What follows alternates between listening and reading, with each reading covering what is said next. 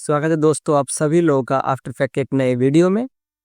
आज के हमारे वीडियो का टॉपिक होने वाला है शेप लेयर, ट्रिम पाथ और एक डेडिकेटेड आप ट्रिम पाथ पे एक एनिमेशन।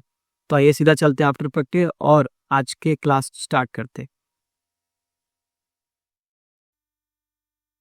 जब तक हमारा आफ्टर इफेक्ट स्टार्ट हो रहा है तब तक आप प्लीज़ मेक श्योर करें कि आप इस प्लेलिस्ट को एक्सेस कर ले कि जैसे ही कोई नई वीडियो आए तो आप उसे जल्द से जल्द दें, क्योंकि ये कोई नॉर्मल कोर्स नहीं हो रहा है, ये एक आफ्टर इफेक्ट का एडवांस कोर्स है।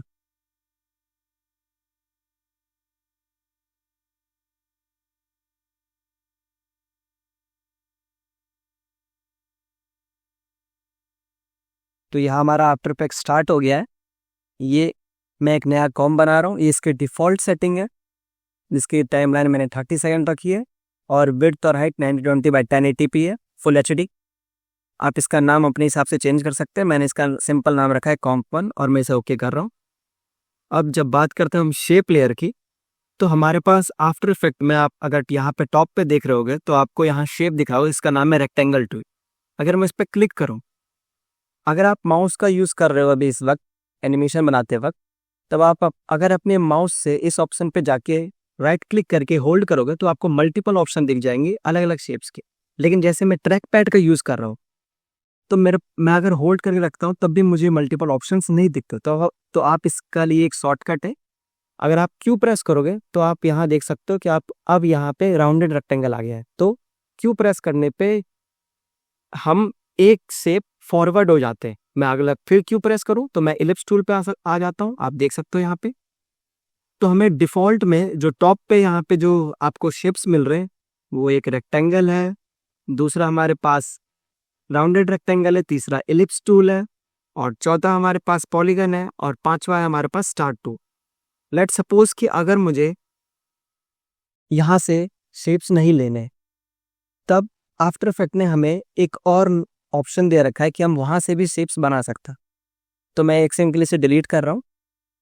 जहाँ पे इस सर्कल यहाँ पे जहाँ अरे कहना क्या चाहते हो? रेड बॉक्स में आप अगर राइट क्लिक करते हो तो आप न्यू के ऑप्शन पे जाओ, यहाँ से आप शेप लेयर सिलेक्ट करो और यहाँ पे आपने एक नया शेप बना लिए। अब इस शेप लेयर के प्रॉपर्टी पैनल को खोलो और ऐड बटन पे क्लिक करने के बाद आपको यहाँ ऑप्शन आ जाएंगे जैसे रेक्टेंगल, इलिप्स, पॉलीगन। अब इनमें से आप कोई भी शेप बना सकते हो सिर्फ एक सिंगल क्लिक से। यहाँ पे आप देख सकते हो कि हमारा रेक्टेंगल आ चुका है, लेकिन ये हमारे इस वाले शेप से बहुत ही ज़्यादा अलग है। हमारे इस वाले शेप में आफ्टर इफेक्ट के डिफ़ॉल्ट सेटिंग ऑटोमेटिकली अप्लाई होके आता है, लेकिन इसमें ऐसा बिल्कुल नहीं है। अगर मुझे इसमें इसका फिल या स्ट्रोक ऑन करना है तो मुझे इसके लिए इस ऐड बटन पे जाके फिर से स्ट्रोक ऑन करना होगा और यहीं से मुझे इसका फिल ऑन करना होगा, तभी मैं इसके ऊपर फिल या स्ट्रोक भर सकता। और इसके साइज को इंक्रीज करने के लिए मैं इस पर एस प्रेस करूँगा और इसकी साइज को इंक्रीज कर लूँगा। तो आफ्टर इफेक्ट में हमें मल्टीपल ऑप्शन दे रखे हैं शेप को बनाने के लिए और उसको यूज़ करने के लिए। तो हम चलते हैं अपने वीडियो के पार्ट 2 पे, जो कि हमारा है ट्रिम पाथ। तो मैं इसे डिलीट कर रहा हूँ और मैं यहाँ पे ट्रिम पाथ को आपको बताने के लिए यहाँ पे दो शेप ले रहा हूँ। पहला जो मैं यहाँ पे ले रहा हूँ एक इलिप्स टूल ले रहा हूँ कुछ इस तरीके से, और मैं इसका फिल कलर मैं इसका फिल नहीं, मैं इस पर स्ट्रोक अप्लाई कर रहा हूँ और मैं इसका फिल ऑफ कर देता हूँ। प्लस मैं इस इलिप्स के साथ साथ एक और पाथ लूंगा। मैं यहाँ से पेन टूल सिलेक्ट कर रहा हूँ और एक सिंपल सी एक लाइन बना रहा हूँ यहाँ तक। That's it. आई थिंक एक लाइन हम बना लेते हैं यहाँ से लेकर यहाँ तक और इस पे स्ट्रोक अप्लाई हो गया है। अब हम इसके ऊपर ट्रिम पाथ अप्लाई करेंगे, ठीक है। तो लेकिन ट्रिम पाथ अप्लाई करने से पहले मैं इसका मैं इसका नाम चेंज कर रहा हूँ। आप जो चाहो वो नाम रख सकते हो। मैं इसका सिंपल एक नाम रख रहा हूँ सर्कल और इसका नाम रख रहा हूँ मैं path. Okay, trim path apply करने के लिए आप अपने शेप लेयर के प्रॉपर्टीज़ के पैनल को ऑन करो। ऐड बटन पे क्लिक करने के बाद आपको यहाँ दिख रहा होगा ट्रिम पाथ। इस ट्रिम पाथ पर जैसे ही क्लिक करोगे तो आपके शेप लेयर पे ट्रिम पाथ अप्लाई हो चुका है। अब अगर आपको ट्रिम पाथ को और जानना है तो ट्रिम पाथ के ऑप्शन को आप ओपन करो, आपको यहाँ 2-3 पैरामीटर दिख रहे होंगे, जिसमें से अभी मेनली हमारे लिए 2 ही जरूरी है, ऑफसेट हम बाद में देखेंगे, स्टार्ट पैरामीटर और एंड पैरामीटर। किसी भी पाथ के पास 2 ही पैरामीटर होते हैं, चाहे वो कोई भी शेप हो, रेक्टेंगल हो, इलिप्स हो या कोई एक सिंगल लाइन हो, एक स्टार्ट पॉइंट एक एंड पॉइंट। ओके, तो मैं आपको इसका प्रैक्टिकल एग्जांपल दिखाता हूँ ये काम कैसे करता है। अगर मैं अपने टाइमलाइन पे पहले सेकंड पे रहूं और स्टार्ट की फ्रेम पे एक की फ्रेम लगा दूं स्टार्ट पॉइंट पे पहले सेकंड पे, और मैं इसको कुछ फ्रेम आगे बढ़ा दूं और मैं इसकी वैल्यू 0 से यहाँ अगर मैं 100 कर देता हूँ, तो आप देखो यहाँ पे आपको लाइन एनिमेट होता हुआ दिख रहा। ये सिर्फ और सिर्फ मैंने स्टार्ट पॉइंट को एनिमेट किया। आप इसी तरीके से सेम एंड पॉइंट को भी एनिमेट कर सकते। मैं यहाँ स्टार्टिंग में की फ्रेम लगाता हूँ जिसकी वैल्यू अभी 100 है, मैं कुछ सेकेंड आगे जाता हूँ टाइमलाइन में और इसकी वैल्यू 0 कर देता हूँ, तो आप देखोगे कि यहाँ हम एनिमेट होता हुआ देख सकते हैं अपने पाथ को। यही सेम काम, यही सेम इफेक्ट हम इलिप्स टूल पे भी अप्लाई करेंगे। ऐड के बटन पे क्लिक करो, ट्रिम पाथ। अब मेरे इलिप्स टूल के ऊपर ट्रिम पाथ अप्लाई हो चुका। अब मैं ट्रिम पाथ की प्रॉपर्टी को ऑन करता हूँ और स्टार्ट और एंड पैरामीटर से आप किसी भी शेप को ट्रिम पाथ की मदद से एनिमेट कर सकते हैं, कुछ इस तरीके से।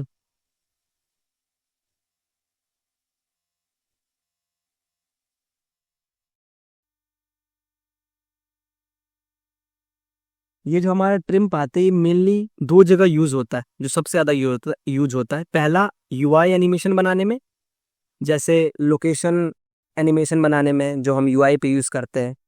दूसरा यूज होता है इन्फोग्राफिक बनाने में, डेटा विजुलाइजेशन को दिखाने में। तो हम एक डेडिकेटेड एनिमेशन भी बनाएंगे जिसमें हम इन्फोग्राफिक और डेटा विजुलाइजेशन दोनों ही देखेंगे। ओके, अब हम अपना आफ्टर ट्रिम पाथ की मदद से एक डेडिकेटेड एनिमेशन बनाते हैं। ये बेसिकली इन्फोग्राफिक एनिमेशन होने वाला है। तो इसके बाद मैं ट्रिम पाथ पे एक नया वीडियो भी लाऊंगा, ट्रिम पाथ पार्ट 2, जिसमें हम 2 अलग अलग एनिमेशन बनाएंगे। तो ये एक बेसिक से एनिमेशन होने वाला है। आइए तो पहले इसे क्रिएट करते हैं। तो इस एनिमेशन मतलब इन्फोग्राफिक एनिमेशन को बनाने के लिए मैं यहाँ एक इलिप्स टूल ले रहा हूँ और मैं यहाँ पे एक इलिप्स टूल क्रिएट कर लेता हूँ, जिसका मैंने स्ट्रोक वैल्यू 9 दे रखा है।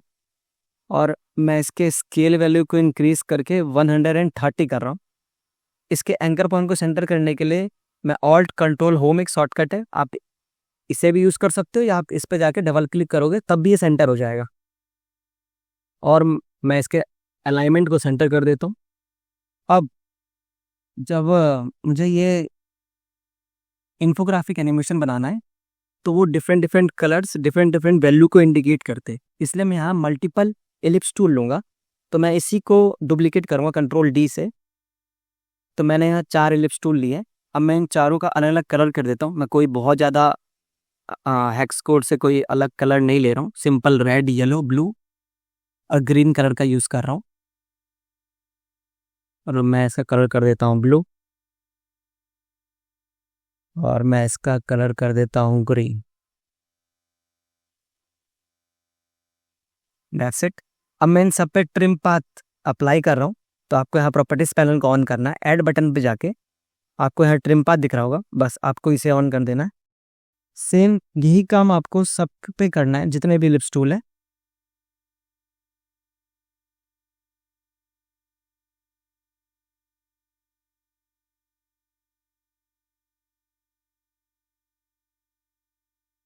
ओके, मैंने यहाँ सब पे ट्रिम पाथ अप्लाई कर दिया है। अब हम 2 पैरामीटर का यूज़ करेंगे इस इन्फोग्राफिक को दिखाने के लिए, स्टार्ट और एंड।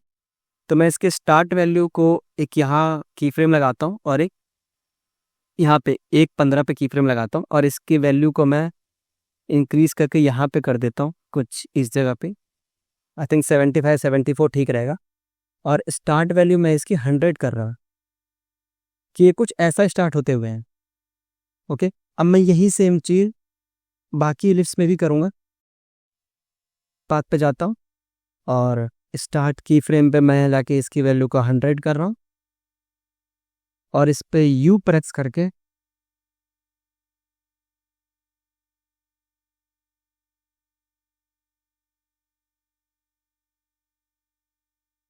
मैं की फ्रेम में आगे जाके इसकी वैल्यू को अब मैं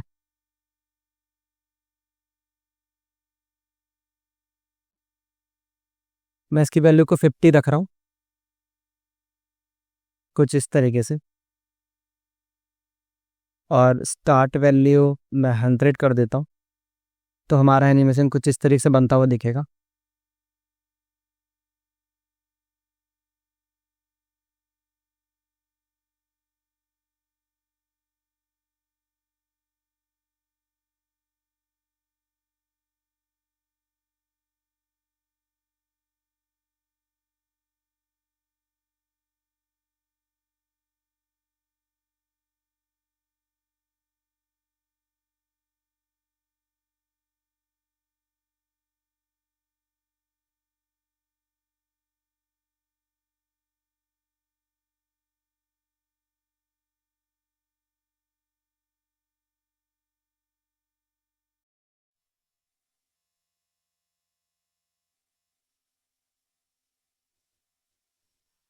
ओके, यहाँ मैंने सारे ही इलिप्स टूल पे ट्रिम पाथ को अप्लाई कर दिया।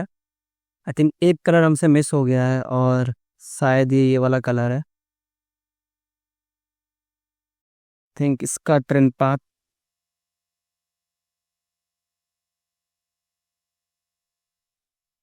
हाँ, इसका हमने वैल्यू गलत डाल दिए। इसकी स्टार्टिंग वैल्यू 100 होगी, और जो इसका एंड वैल्यू होगा वो मैं 25 रख रहा हूँ, कुछ इस तरीके से।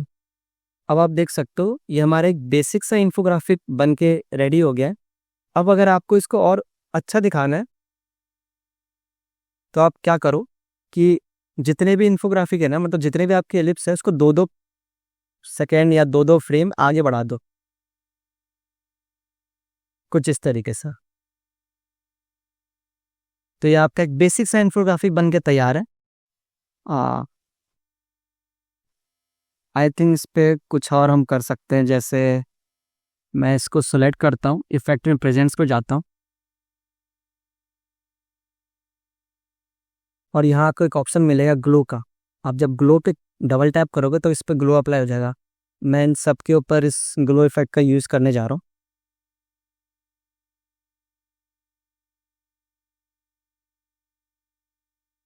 बस इनको थोड़ा और अच्छा बनाने के लिए आप इस पर ग्लो इफेक्ट का यूज़ कर सकते हो, ये आपके ऊपर है, आप इसका यूज़ करो या ना करो।